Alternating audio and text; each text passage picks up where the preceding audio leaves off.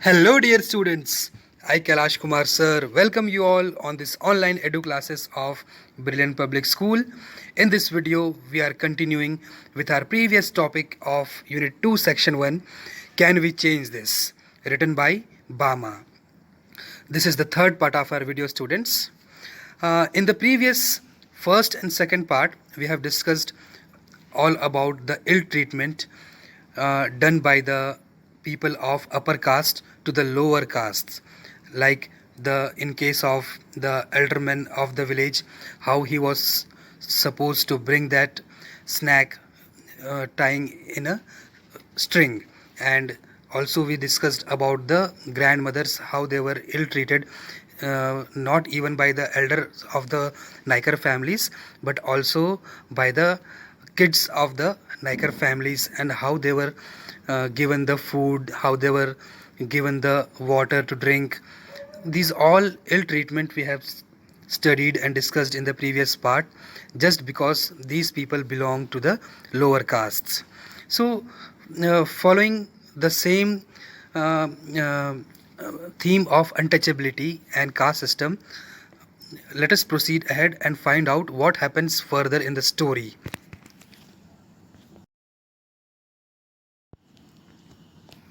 It was the same story at school though. So, dear students, we very well know that school is such a place where we are taught how to treat people, how to deal with different kinds of people belonging to different castes, different religion. But it was a very sad incident. It was very misfortunate incident that in that society where the narrator lived, the school was also not left out of the reach of the caste system or the separation of children belonging to higher castes or lower castes. The people of the school or the teachers, each and everyone, even the students, they always spoke ill about people of our caste. If ever anything bad happened, they would say immediately and without hesitation, it must be one of the cherry children who did it. So, here you can see that students, if any misfortunate event happened in the school, the other people, the other children of the school, they directly pointed out that the incident or that misconduct uh, have been done by the cherry children, because they belong to lower caste and they would have only done that. About 3/4 of the children in the school were Palar and Parayar. All the same, the school was on Nadar Street. Nadar is the name of a caste, means we can say that a higher caste. So, this was the condition there in that school. Everyone seemed to think Harijan children were contemptible. Harijan is a group of the lowest social status, traditionally considered to be untouchables. And contemptible means not deserving any respect at all. So this was the scene in the school that time, that the children were not treated equally. But they didn't hesitate to use us for cheap labor. Yes, although they always blamed the people of lower caste, but they never hesitated to use these people to use as labor in their fields or in their work at home, because they were cheap to employ them. So we carried water to the teacher's house, we watered the plants, we did all the chores that were needed in the school. So means these children who belong to the lower caste, they were bound to do all the activities of the teachers, whether it is of their school's work or it is their household works. They were bound to do that. Then I was in class 7. Right, students? So in the previous slides we studied that she was in the lower class. Now she has moved on to the higher class, means in class 7. Every day after school we would play with the other children of our street before going home. Yeah, it happens with everyone. Like you all used to do that after getting off from school, you play somewhere. So the same thing was practiced by these kids also when they left the school. Before reaching home, they played somewhere in the street. So let us see what happens next in the story. There were two or three children who were related to me. Related to me means they belong to the same lower caste, and other boys and girls who always played together as a group. One day, we were playing on the big neem tree in front of the school, hanging like bats upside down from its branches. As you can see in this image, dear students, that the child is hanging upside down like a bat in one of the branches of a tree. The same game these kids of our story they used to play while returning home from the school. After a while, we started on another game, running right up the coconut palm and touching its tip. The coconut palm grew slantwise at a convenient angle. Slantwise means at an angle or in a sloping manner. So, in the image, you can see that the coconut tree has grown in a sloping manner and it is very easy to climb up as the narrator is climbing on the coconut tree. You can see clearly in this image. If you came running along from a distance at top speed, you could reach right to its tip and touch the coconut growing there. So, this was done by all the friends of that group who were playing there along with the narrator.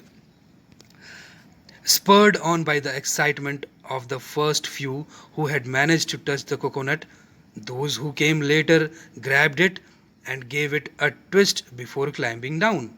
So, what happened here? This is the turning point of this account, that the first child or the second child or the third child, when they made their attempt, they went there, they touched the coconut, they grabbed it, and they made a little bit twist to that coconut. And when the turn of the narrator came, when she started running on that coconut palm tree, when she finally reached to the place where the tip of the coconut tree, where the coconut fruit was there, accidentally, as the contact or the hold of the coconut from the tree was loose, it was very weak and it fell down. By the time I got there, the coconut fell at my touch, dropping with a thud. It wasn't even a fully ripened coconut, just a green one, without so much as water in it. All the children were frightened and ready to scatter. So, as I told that, accidentally, as due to the loose contact, the coconut fruit fell down, and coincidentally it was the turn of the narrator, so the whole uh, blame was to put on the narrator, that she has broken that, she has plucked that coconut fruit. So all the children, when they saw this, they all got frightened and they scattered away from that place and they moved to their home. Everyone said that it was I who had plucked it. Then we just left it there and ran home. So, this was that incident that happened on that day. The next morning at assembly, the headmaster called out my name. You have shown us your true nature as a pariah, he said. You climbed the coconut tree yesterday after everybody else had gone home and you stole a coconut. So, this was the blame that the headmaster put on the narrator, that too in front of everyone in the morning assembly. It was a very insulting manner for this little girl, the narrator.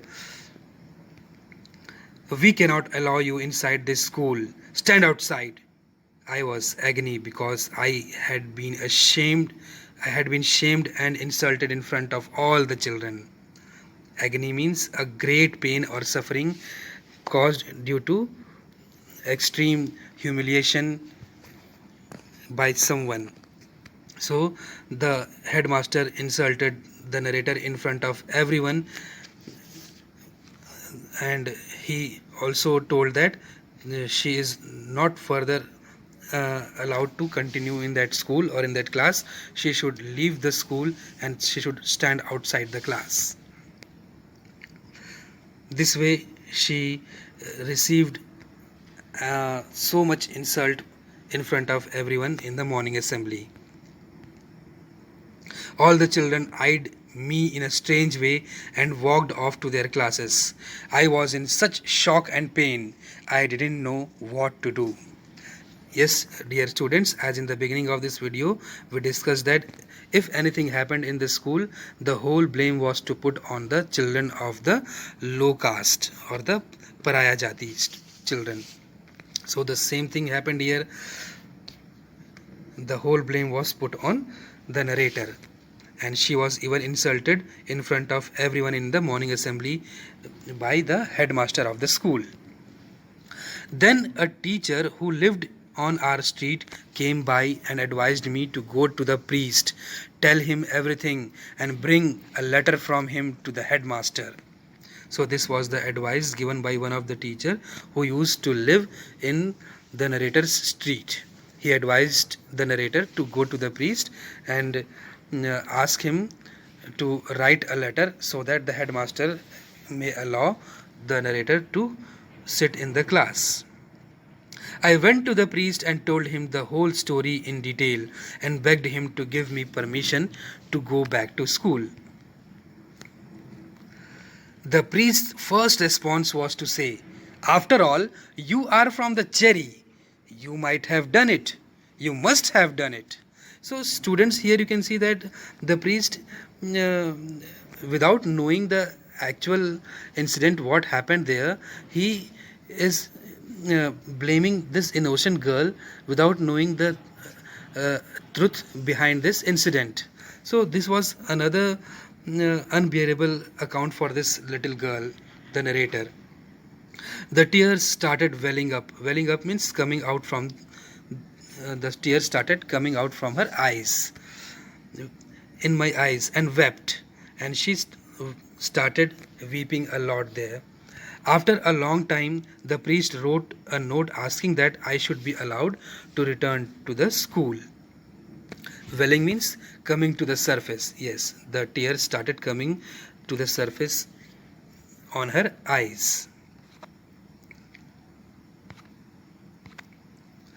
When I took it to the headmaster, he abused me roundly, using every bad word that came to his mouth, and then told me to go to my classroom.